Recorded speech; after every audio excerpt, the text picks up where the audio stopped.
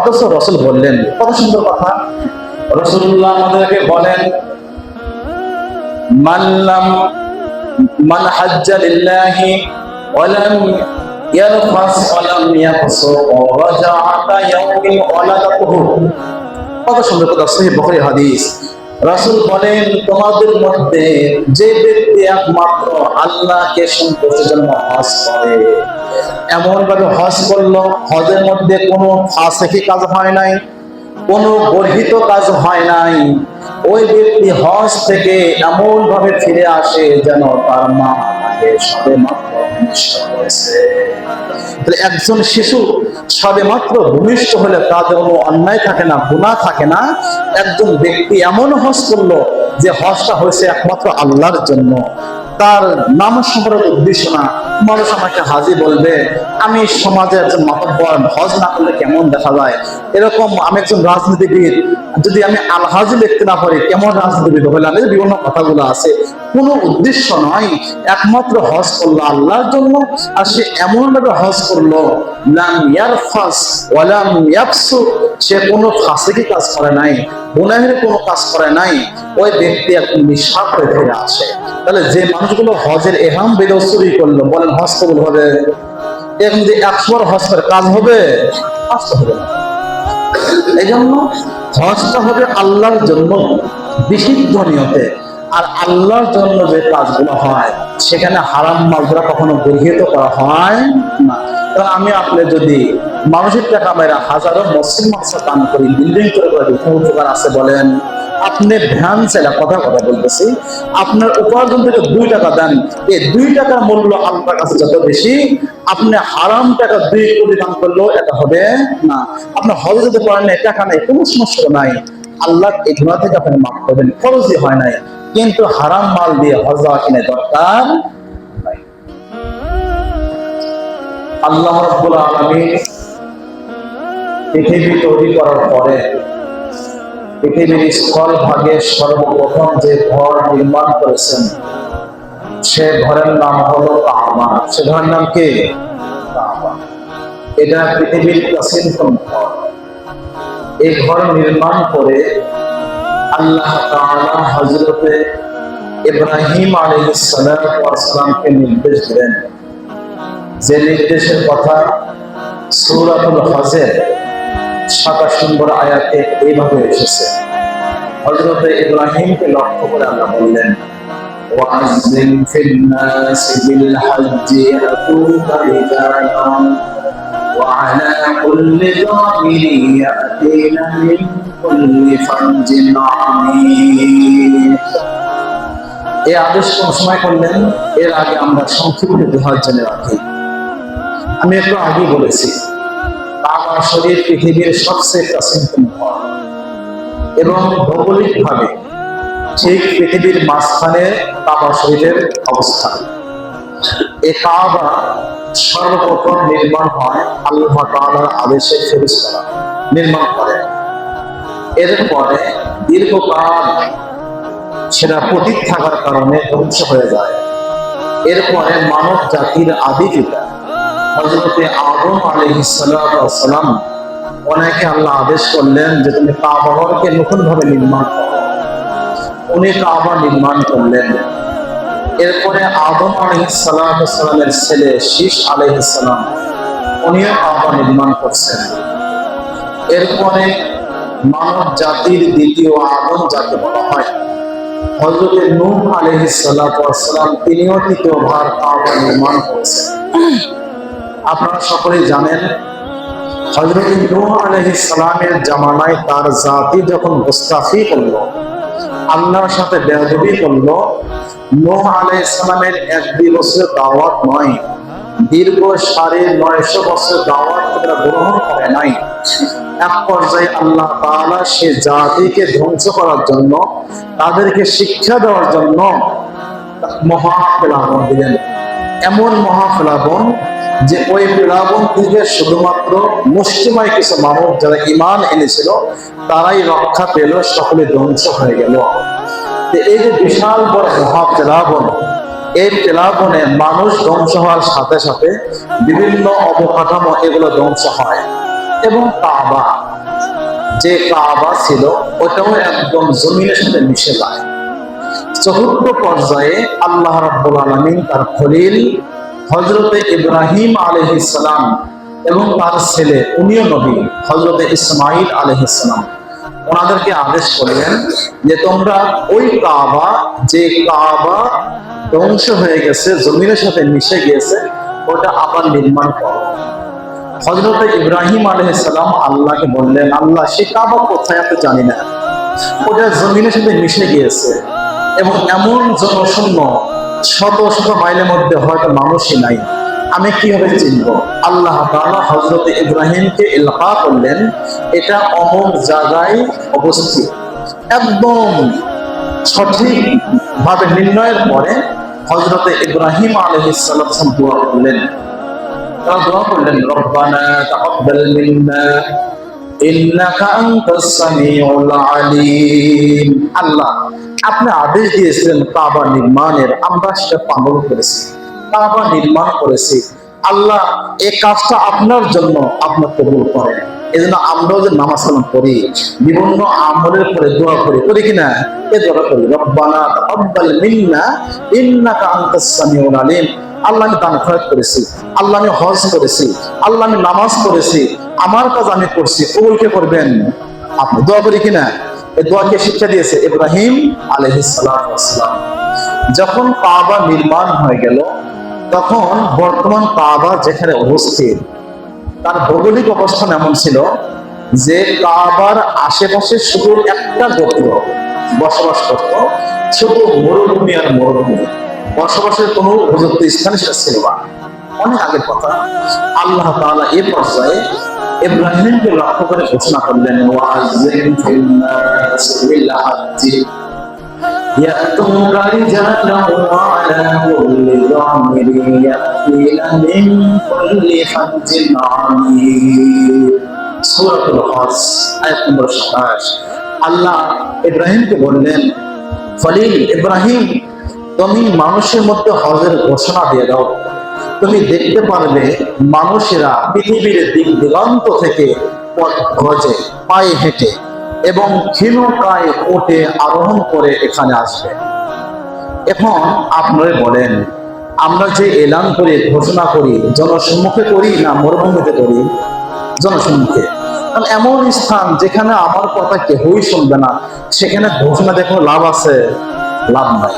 এখন ইব্রাহিম আলাইহিস সালামকে হজের ঘোষণা দেওয়ার কথা আল্লাহ বললেন, এলান করেন। এখন উনি দেখতেছেন যে শুধু বনি জুরহাম একটা গোত্র, এই বনি জুরহামের কতিপয় মানুষ মক্কায় বসবাস করে, এছাড়া শত মাইলের মধ্যে কোনো মানুষজন এখানে নাই। আমি ঘোষণা দিলে আমার আওয়াজ কে শুনবে? আমার আওয়াজে তারা হজে আসবে। হযরত ইব্রাহিম আলাইহিস সালাম যখন এই কথাগুলো বলতেছিলেন, তার কথা এবং আমাদের অন্তরের সমস্ত কথা আল্লাহ জানেন কিনা? আল্লাহ জানেন। আল্লাহ তাআলা কেমন জানেন? ওয়া আলিমুম বিযাতিস সুদূর।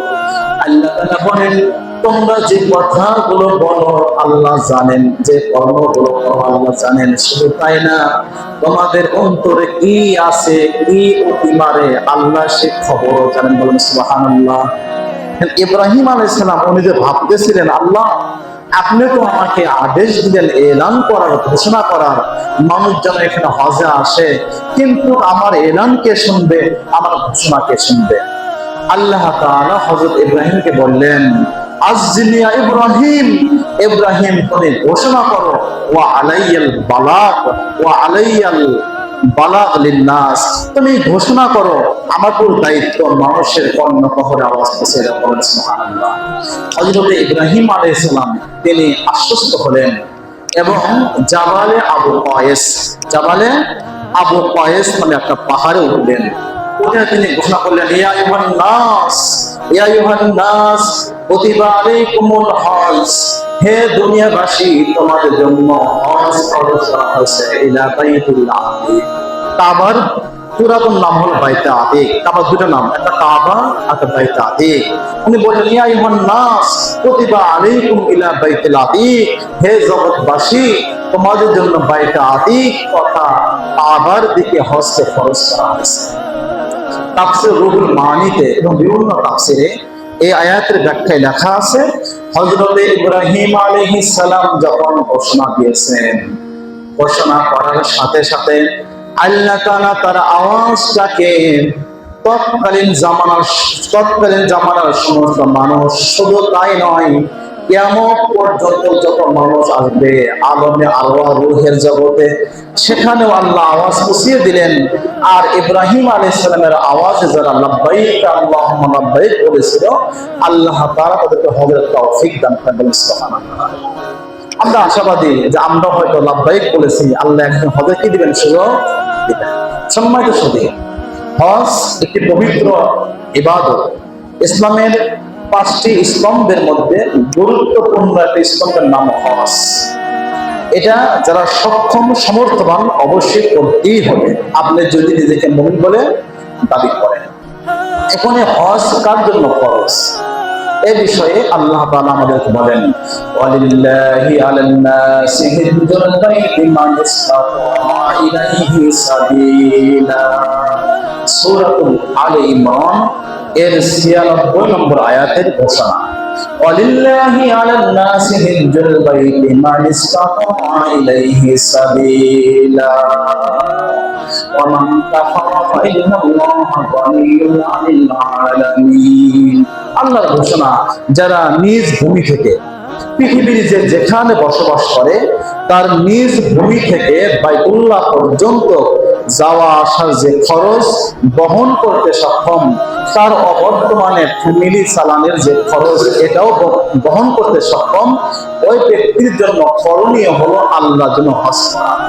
ওই ব্যক্তির জন্য করণীয় আল্লাহর জন্য হজ করা। এরপরে আল্লাহর ঘোষণা, ওয়ামান কাফারা ফাইন্নাল্লাহা গানিয়্যুন আনিল আলামিন। তোমার সম্পদ আছে, এত সম্পদ যে সম্পদ দিয়ে তোমার পরিবারও চলবে তুমি না থাকলে, এবং বাইতুল্লাহ পর্যন্ত যাওয়া আসার খরচ বহন করতে পারো, কিন্তু সম্পদের প্রতি মোহ, সম্পদের প্রতি টান তোমার এমন বেশি, তুমি হজটাকে অস্বীকার করে ফেললে, গেলে না এবং ওইদিকে প্রক্ষেপ করলে না। আল্লাহ বলেন, ফাইন্নাল্লাহা গানিয়্যুন আনিল আলামিন। তুমি একা কেন, সারা পৃথিবীর সমস্ত মানুষ থেকে আল্লাহ মুখাফেক্ষী, তুমি একা কেন, পৃথিবীর সমস্ত মানুষ হজ না করলেও আল্লাহ যায় আসে বলেন। আমরা কেউ হজ না করলে আল্লাহ কোনো ক্ষতি হবে? ক্ষতিকার আমাদের, তাই না? আমাদের ক্ষতি। তো এই আয়াতের মাধ্যমে আমরা এটাও অবগত হয়েছি যে হজ তাদের জন্য খরচ, যে ব্যক্তি পৃথিবীর যেখানেই থাকুক না কেন নিজ মাতৃভূমি থেকে বাইতুল্লাহ পর্যন্ত যাওয়া আসা যে খরচ এটা বহন করতে পারে, এবং তার অবর্তমানে ফ্যামিলি চালানোর যে খরচ এটাও বহন করতে পারে, এমন ব্যক্তির উপর আল্লাহ হজকে খরচ করেছেন। হজ খরচ এবং কবুল হওয়ার জন্য অন্যতম একটা আমল, জরুরি যে বিষয়টা, সেটা হলো মাল হালাল হওয়া। বলেন কি হওয়া? মাল হালাল হওয়া। আফসোসের বিষয়, আজকে আপনারা হয়তো ভিডিওটা দেখছেন, দুদিন আগে একটা ভিডিওর কথা বলে, আমাদের বাংলাদেশে হজ ক্যাম্প আছে না, আছে কিনা বলেন? একদম এয়ারপোর্টের সাথেই একটা হজ ক্যাম্প আছে, একদম সংরক্ষিত এলাকা। সেখানে ছিনতাইকারী, ডাকাত অথবা আপনার চোর ঢোকার কোনো সম্ভাবনা নাই, একদম নিরাপত্তাময় একটা জায়গা। সেখানে খবর দেখলাম এক দাম্পত্য স্বামী স্ত্রী হজে যেতেছে, $13,000, 1-2 টাকা, $13,000কে আপনি যখন গুণ দিবেন 36 দিয়ে দিবেন, 4,42,000 টাকা আসে। এটা হলো নাই, গায়েব হয়ে গেছে। বলেন কে নিচ্ছে? এরা কে নিল? সেখানে কি ফেরস্তা আছে? কোন চোর গেছে? বরং হাজি ভেসে এ কাজগুলো করছে। অনেক মুসলিম এখানে নামাজের জন্য আসে, মাঝে মধ্যে নামাজের পরে জুতা নাই। রব্বানি ভাই সেদিন নামাজ পড়ে বের হয়েছে, 2800 টাকা দাম জুতা নাই। এমনকি আমার জুতাও হারাইছে এখানে 2 করে। এই বিষয়টা হলো কোনো মুসলিম তো চুরি করে না, বরং চোর নামাজের মুসলিম ভেসে এখানে আসে। কোন হাজি ওখানে চুরি করতে যায় নাই, বরং চোর হাজি সেটা যায় চুরি করছে। ঠিক কিনা বলেন? সেখানে চুরি ভাই আসলে বিষয়। অথচ রসুল বললেন, কত সুন্দর কথা, রাসূলুল্লাহ আমাদেরকে বলেন, মান হাজ্জা লিল্লাহি ওয়া লাম ইয়ারফাস ওয়া লাম ইয়াফসুক ওয়া রাজা'a ইয়াউমিন ওয়ালাদাতুহু। কত সুন্দর কথা, সহিহ বুখারী হাদিস। রাসূল বলেন, তোমাদের মধ্যে যে ব্যক্তি একমাত্র আল্লাহকে সন্তুষ্টির জন্য হজ করে, এমন ভাবে হজ করলো, হজের মধ্যে কোনো ফাসিকি কাজ হয় নাই, কোনো গর্হিত কাজ হয় নাই, ওই ব্যক্তি হজ থেকে এমন ভাবে ফিরে আসে যেন তার মা তাকে সবে মাত্র ভূমিষ্ঠ করেছে। তাহলে একজন শিশু সবে মাত্র ভূমিষ্ঠ হলে তাদের কোনো অন্যায় থাকে না, গুনাহ থাকে না। একজন ব্যক্তি এমন হজ করলো যে হজটা হয়েছে একমাত্র আল্লাহর জন্য, তার নাম শহরের উদ্দেশ্য না। মানুষ আমাকে হাজি বলবে, আমি সমাজে একজন মাতব্বর, হজ না করলে কেমন দেখা যায়, এরকম আমি একজন রাজনীতিবিদ, যদি আমি আল হাজি লিখতে না পারি কেমন রাজনীতিবিদ হইলাম, এই বিভিন্ন কথাগুলো আছে।